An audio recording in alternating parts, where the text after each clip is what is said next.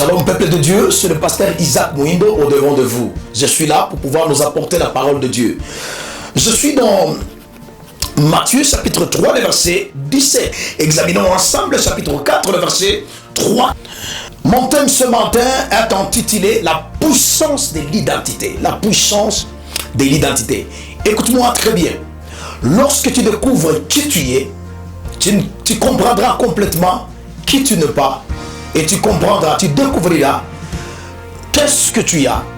Et que tu auras complètement la définition de qui peut être à tes côtés. L'identité, c'est quoi? C'est tout ce que nous avons pour nous définir lorsque nous marchons sur la terre. L'identité comporte le nom et beaucoup plus de choses. Mais dans tout ce que je suis en train de vouloir parler, j'aimerais que tu ne puisses pas oublier ces choses. 3 sources d'identité. Premièrement, on peut avoir une identité par la découverte personnelle. Donc, on se dit, voilà, je m'appelle tel, je suis tel. On découvre et on respecte, on reçoit ce qu'on a découvert. Ce n'est pas fini. On peut aussi découvrir son identité par héritage.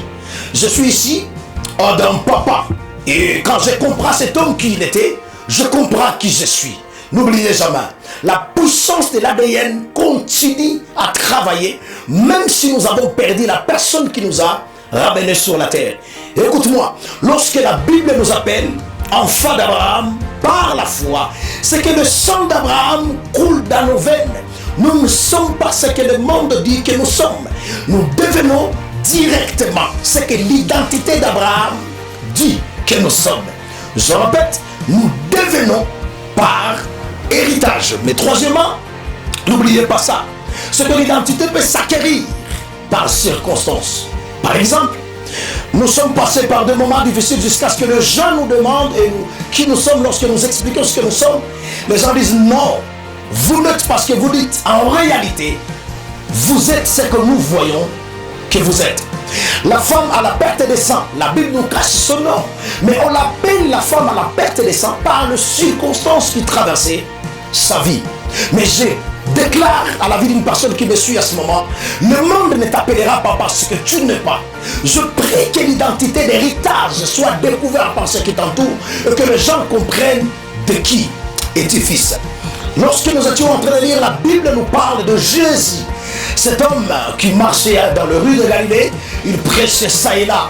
Et avant qu'il ne commence son ministère, la Bible nous donne le secret de sa puissance. Lors de son baptême, Jean-Baptiste est en train de le présenter. La voix fut entendue du ciel et dit, celui-ci est mon fils en qui j'ai mis ma confiance. N'oubliez pas, depuis l'Ancien Testament, aucune part où Dieu a appelé l'humanité par son identité.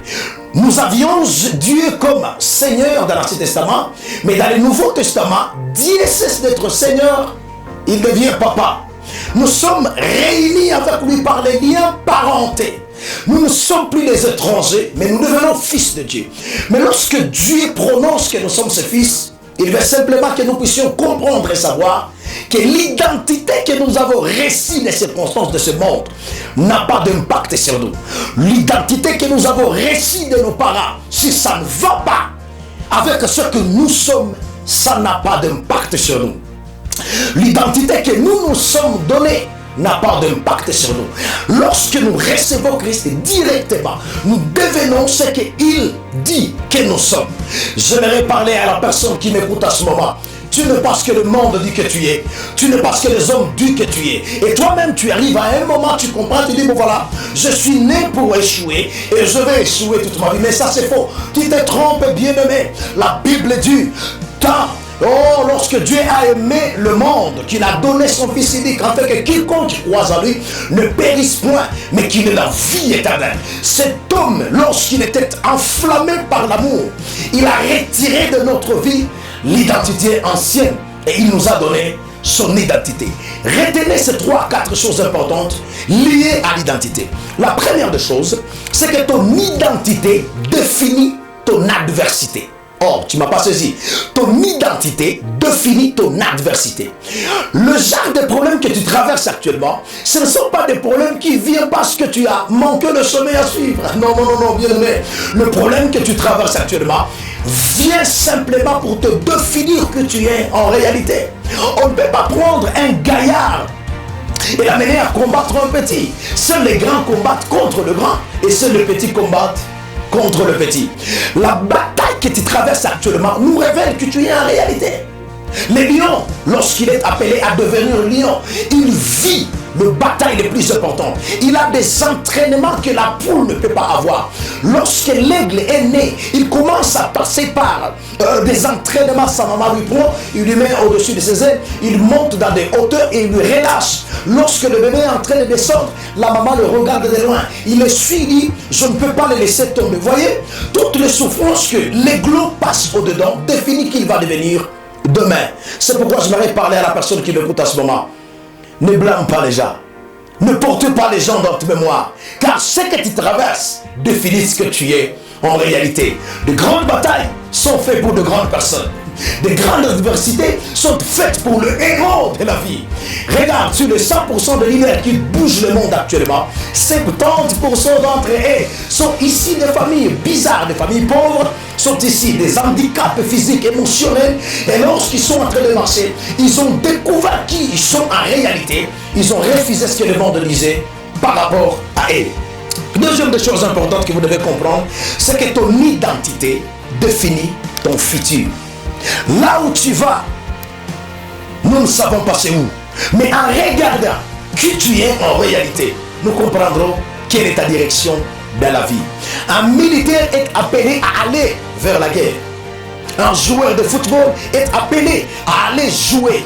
Parce qu'il est appelé à aller dans cette destination. Voilà pourquoi vous devez comprendre avec moi qu'il y a un type de le type de personnes, de gens qui sont autour de vous, arrivera à un point de ne pas vous comprendre et il se séparera de vous. Vous savez pourquoi? Parce que tout le monde n'est pas appelé à vivre avec toi. Tout le monde n'est pas appelé à finir dans la même destinée avec toi.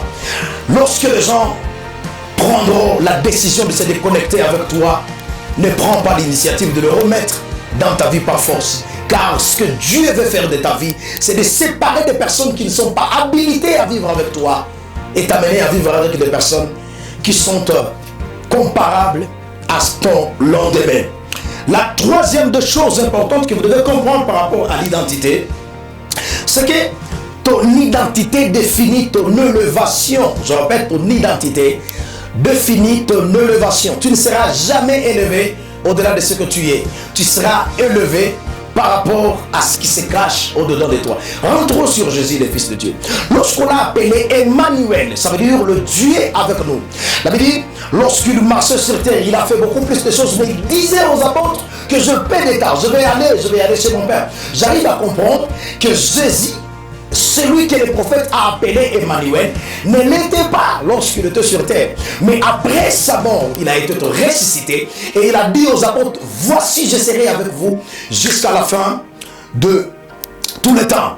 Lorsqu'il est ressuscité, la Bible dit qu'il est Emmanuel. Il vit désormais au milieu de nous. Et il a reçu le nom par le dessus de tous les noms. Je vais rentrer dans ta vie et te dire bien demain, tu n'iras jamais loin que ton identité.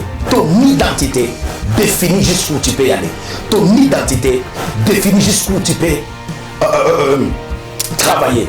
Et revenons dans la parole de Dieu. Lorsque la Bible nous appelle enfants de Dieu, la Bible veut simplement que nous puissions comprendre que tel est le Père, tel sera le Fils. Si Dieu le Père n'est pas sur la terre, il est dans les ciels.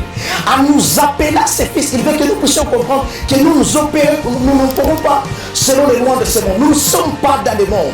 Nous sommes placés dans les lieux célestes avec le Père et nous dirigeons avec le Père. Ça arrive des moments où les circonstances de ce monde veulent nous voler notre identité, veulent nous tromper que nous sommes les gens de ce monde. Mais écoute-moi très bien, ce n'est pas parce que la crise financière est en train d'attaquer le monde qu'un fils de Dieu est soumis à cette même crise. Vous allez comprendre que nous ne vivons pas selon ce qui se passe sur la terre. Nous vivons selon ce qui se passe dans notre patrie, notre pays d'origine.